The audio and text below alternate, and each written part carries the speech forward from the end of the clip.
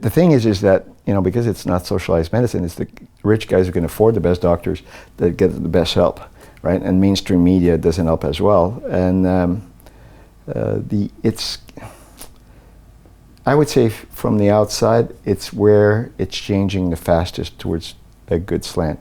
And, they've tried to privatize medicine, socialized medicine in the US, and it had jacked up the price of insurance. This is Obamacare. Yeah, okay. And it's a complete failure, right? So now, for example, my cost of insurance quadrupled under Obamacare, right? And then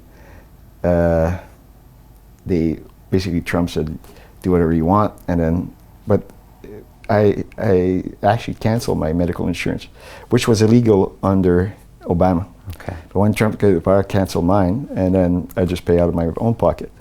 I've got insurance if I get hit by a bus, because there's not much I can prevent with that as far as nutrients, or if I get shot in a terrorist attack. But as a rule of thumb, I think that people should just save money and find the best doctors. It's not affordable for everybody, but if you made medicine worldwide a meritocracy, it would change pretty fast. Okay. Because it would be, where do you get help, right?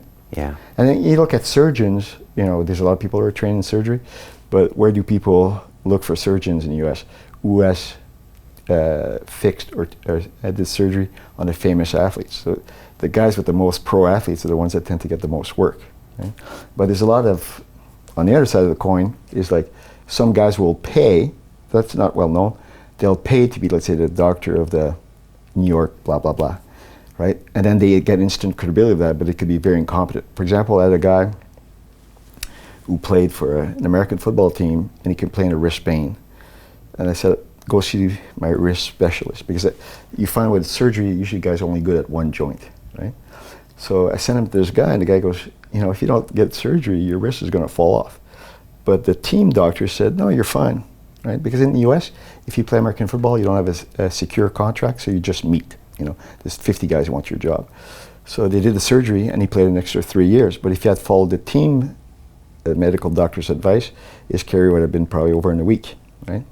And I had a hockey player played for the Blues, Chris Pronger, and one of his partners shot the puck against the wall, hit his forearm, and it broke his forearm.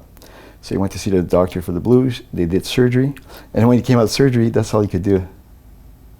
So he could not pronate, he could not supinate. Well, in hockey, you can't have a powerful shot or control the puck if you don't have pronation and supination. So he came to see me, and I said, what should I do? I said, well, you should see my wrist guy. And he went to see the wrist guy, and the wrist guy says, yeah, I can fix it. And he goes like, how do you know? So the guy pulls out a book. He goes, this is the surgery you need.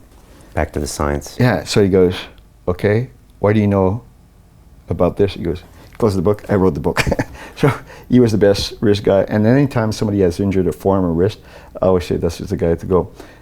And he was so good that when I would say, I need a knee guy, and he would name like 10 names, I said, no, if it was your knee, who would you go see? Because I would see this guy. Right. So then I would say, and then I found the elbow guy, the shoulder guy. So do your research basically and Correct. Find the best when it comes to it. And don't, and here at the NHS, you basically get on a waiting list and get whoever. So not the best way if you want to be a high performance person or get the best treatment. Like the biggest sports surgery clinic is in Vail in Colorado. But if you walk down the hall, you'll see a lot of jerseys from British soccer players. So obviously they went there to get their surgery because they couldn't trust the British doctors.